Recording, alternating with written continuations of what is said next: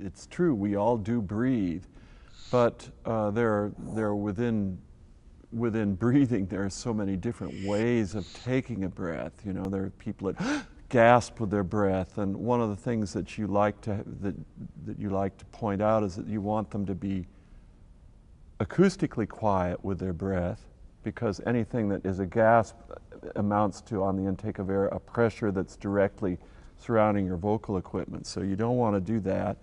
And then there are the people that take a breath and their shoulders come way up, and they're rising with their chest and sort of heaving around. And you basically just give them kinds of exercises like, you know, one of the classic old ones is inhale slowly through your nose as if you were inhaling a fine fragrance on a flower, sort of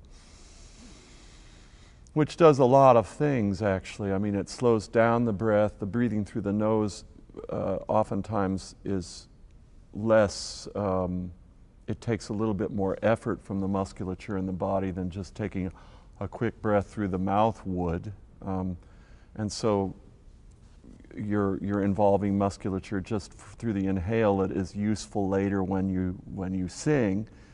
But I've never been one to give necessarily specific breathing exercises, although there are teachers that really do that, you know.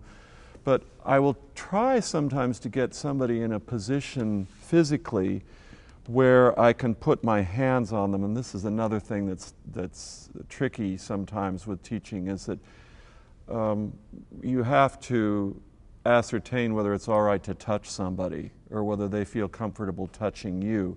And if that doesn't work, then you find ways of simply verbalizing it or having them look at themselves. But the fastest way is really to have somebody bend down in kind of a ragdoll position and place your hands, say, on their sides and on their back and on various places, and say, all right, now I want you to take a breath, and staying quiet in the upper body, I want you, with the inhale, immediately to move my hands away wherever I apply pressure.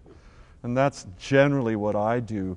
Some people have a student lie down on the floor, maybe with a book on under their head, so that their head is at a good angle to their shoulders, and then they'll put maybe a book or some object on their belly or on their lower abdomen, and say, take a breath, and I want to see the book rise and fall with the, you know.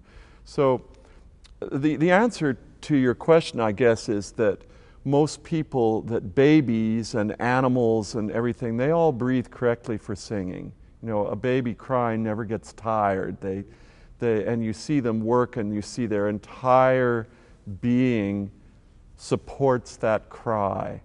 But as we get older, that level of noise is not acceptable in society, and so you're told to hush, or you're told no.